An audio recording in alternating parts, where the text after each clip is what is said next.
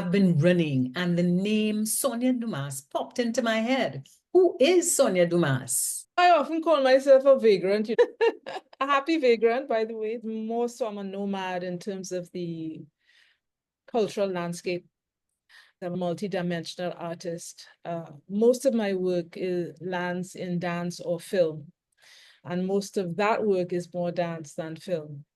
I've tried to carve out a way to explore Caribbean-ness, Caribbean impulses. Our history has a lot to do with that and how we express ourselves in different ways. And I try to bring that out sometimes in my dance, not sometimes, and most of the times in my dances and in my film work. And in whatever creative work I'm doing, I also started a museum for children. The focus is to have very young people, less than 1 to 12, explore their own agency within the context of learning about Caribbean culture. So that's what the museum is about. What a wonderful answer. Sonia, tell me, how did you begin dance?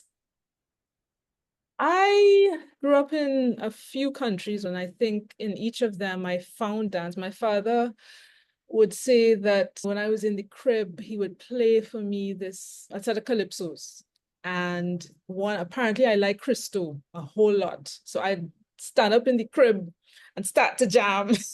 I don't know. I think I was drawn to it as a means of expression when I was very young. The thing about dance is it's often nonverbal. So I love to understand more about the body and how our body can communicate, advocate, and tell stories. You talk about Caribbean culture. Are there any characteristics of dance that are specific to the Caribbean? That's a very interesting question. I would have to say yes, but I'd have to say I probably don't know what they are, but I just feel them. What I mean by that is that we come from a very diasporic culture in general, not just Trinidad and Tobago. This region of the world is very much about people who came here. And whenever you have people who come to a place and stay for decades, for centuries, there is bound to be some kind of amalgamation of cultures. It is bound to be very specific and nuanced at the same time. So that if I see someone doing a particular dance in Haiti, the Dominican Republic, or Suriname, we're all from the same region, but we may execute it slightly differently because there was a variation of that amalgamation in that particular place. I always say it's more in, I think Berry Gordy, the mogul of Motown Records, said there was something called the Motown sound. Nobody could actually identify the sound, but everybody knew what it was. And I think that is about our Caribbeanness. We can all feel it. We know when it's not there. We know when something is not present. So that's how you really know what it is. There's a sense of community that is very strong in our cultures. There's the sense of shared belonging. When I look at, I'm doing a lot of research into dance now, specifically African Caribbean dance. What makes African Caribbean dance African Caribbean and Caribbean? And it is that sense of being able to recover. You can do your own thing and then you come back to your center. If you look at somebody, I saw a clip the other day of somebody dancing in Panorama. The guy was not a pan man. He was just in front, a chord sound specialist doing his thing. Everybody can understand that. Should he have done that in Russia, he may have had a different outcome, right? May not, he may It's not the have been allowed to do it. This is the thing, you see, Continue so that that's what I story. mean by Caribbean culture. People understand the assignment. Each culture understands their assignment. Somebody doing something that was typically Russian in Trinidad culture might also be looked at as, what are you doing? Okay. So there's a kind of feeling that comes that is sometimes even more important than the execution, because it's this shared sense of where you come from, what we mean. That's the best I can answer that. Can you comment on any pieces of dance that you think are just Caribbean representation? I'm going to be very selfish and name one of mine. but I'll tell you where it came from. The name of it is called VAPS. It's called VAPS. And as if you catch a VAPS and you do that kind of thing. What I based it on was some of my research in Guadeloupe, where they have a dance called the Biggie D, right? And the Biggie D is that sense of doing what you want and then returning to the center. That's very much us, and to do with how people of Indian, African, and even Chinese descent came to this, and Syrian and Lebanese, even though under different circumstances, you had to cross water, you had to deal with the Atlantic Ocean in some way. And there's this, so the dance takes the aesthetic of the Biggie D and then it makes it its own thing for Trinidad and Tobago, right? It starts off with a series of strange movements by the dancers. They're sitting down and they're walking on their bottoms, and people are like, what the heck is going on? And by the middle of that movement of the dance, people get it. But it takes them a little while because they're not accustomed to seeing that in that way. And I'm really proud of this, that even though I didn't know about it until it happened, some teacher came to me, that VAPS was on the syllabus for CAPE as one of the dances that spoke to being Caribbean, okay? Because people could relate to that movement, which is not conventional for a contemporary piece, but it is contemporary and speaks of us. So that's one piece. There's some absolutely brilliant things coming out of Haiti. I remember a couple Carrie Festas ago, I saw something in Barbados and I think my mouth couldn't keep closed. I was like, oh my God. They amalgamate their culture of religious practices with their dance, but they don't make it about just a religious practice. And it comes out in a very narrative way, powerful and unapologetic. I think a lot of the time in Caribbean cultures, especially in the English-speaking Caribbean, we tend to want to apologize for what we are. I found that the Haitian aesthetic, at least the ones I was privy to in terms of their performances, were unapologetic. This is what we are. Take it or leave it. What an interesting comment that we tend to be apologetic, but the Haitians are not. And I think that is not just about dance. I think we are very apologetic about a range of things. How could we change that to be confident about who we are and what we do? I think what we have to do, I'll tell you what Coco Dance Festival did. It's a collective of 4 of us, choreographers, who decided that we should have some kind of forum for young choreographers to show their work. Although we couldn't continue it because we had few funds. We started to recognize 3 categories of dance achievers: young mavericks, vanguards, and so forth. Different age groups of people in the dance who deserved to be recognized. They maybe not have risen to where they aspire to, but they were working in the field and should be recognized. It's nice to be recognized by your own. That's what we try. We need to recognize our own, not just because it's a state of competition. We love a competition, eh? We love a competition. When they have big prize and thing, but we didn't have money to give anybody. We gave them a little trophy and a pot of cocoa because we thought that cocoa is such an integral part of excellence in Trinidad. We have Trinitario cocoa. We have all these wonderful strains of cocoa. And cocoa was king back in the late 19th century, yes, into the early 20th. It's trying to come back now. People are investing in cocoa again. But the fact is, I hope they slept better that night knowing that somebody appreciated them. I think that's one thing we need to do. We need to appreciate our own and be okay with the fact that somebody isn't quite there yet, but they're going there. Make them feel a little glad now. So what do you think are the biggest challenges facing our cultural industries today? I would more look at the creative industries. Call it creative. I have a thing about cultural industries, that term. And I have a friend who is in the area of not so much cultural production, but she supports culture in different ways. She's always teasing me. She says, you don't like the term? I said, no, I still don't like it. Cultural industries. Because culture is not an industry. Culture is the pulse of a people.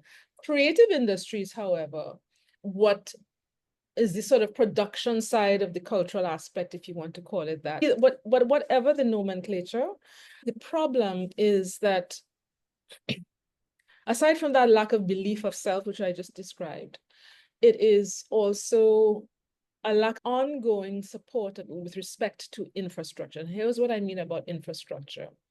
Given, say, for instance, we go to any one of the government halls, presentation halls like Queen's Hall or Napa or SAPA, there has to be some kind of understanding that the people in the dance world, a lot of the theater world, some of the music world are not all mega fests and will not sell out a Napa crowd. Yeah. So that means you cannot charge us for the same thing. Maybe there should be a sliding scale where then you charge us X. If we don't, and we only have 400 people in a capacity of 1,200 seats, then charge us to suit, because we have done as much pre-production work. Those are the kinds of things that need to be looked at so that it's a more fair, equitable situation with the infrastructure. The actual physical plant and equipment, we have a lot of community centers, which is absolutely wonderful. A lot of community activities happen in these centers, and I think that is something that we can be proud of. What I do think is that we need to have a cultural center.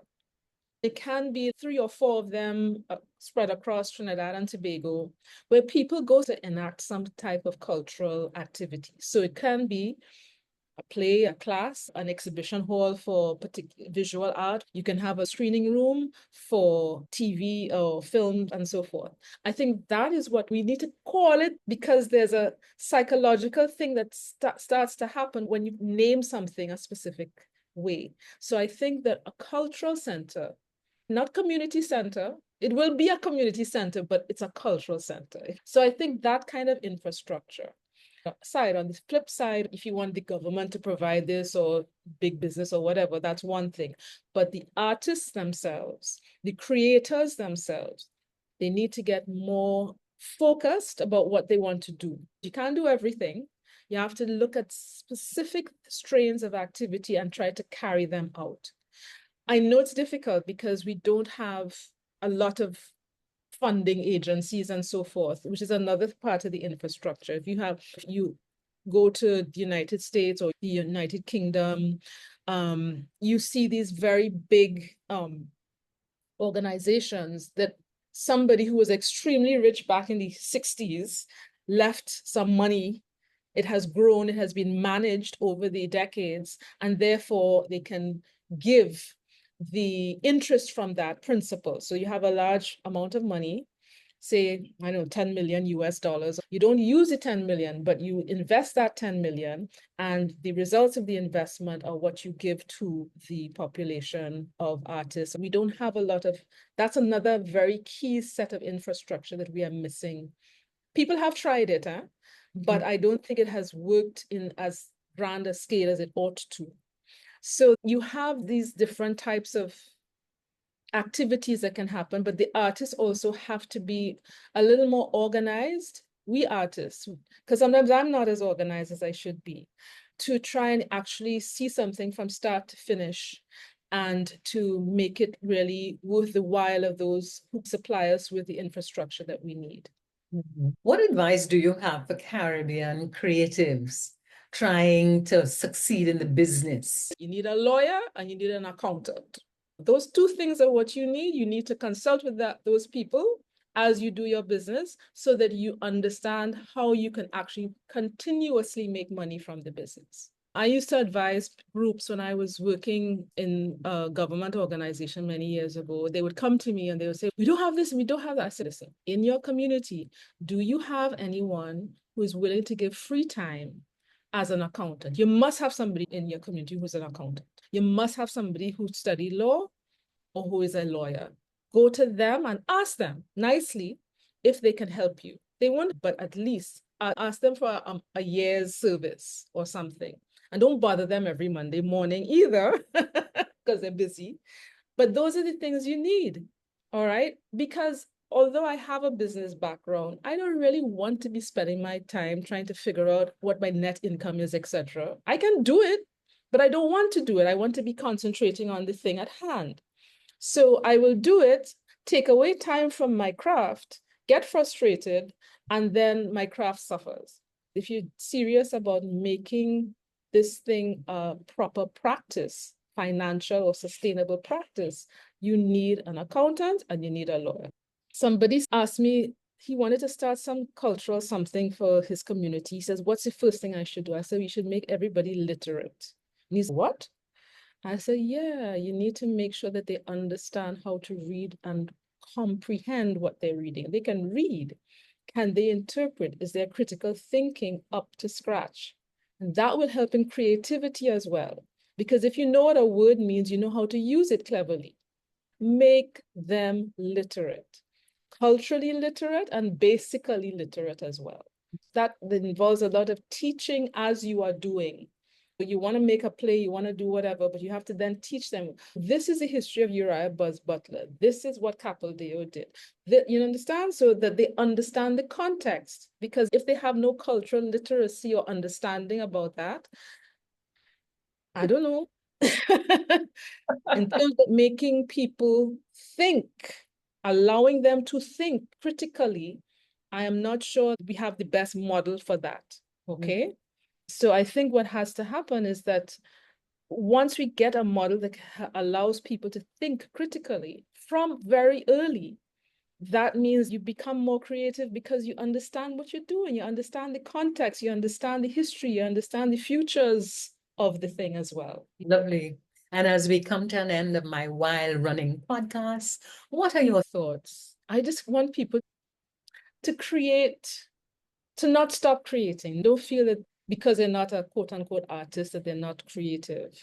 Don't be creative with your accounts. That's the only thing not to be creative with. Be straight up with that. I want to encourage teachers to teach a little differently. I had a friend, she used to teach at a primary school in the East. She said these children weren't getting it. She was talking to primary school about clouds. So she just shuffled everybody outside, lie down on the grass, look up. That is a cumulonimbus cloud, and that is a so and those children would never forget that. It doesn't have to cost money, but you have to try and be a little more creative in your own style as a teacher to do that. Because we are all teachers. I think that's what I would leave on. We are all teachers. Let us teach in the most holistic way possible. Thank you ever so much, Sonia, and all the best. Thank you. Bye-bye.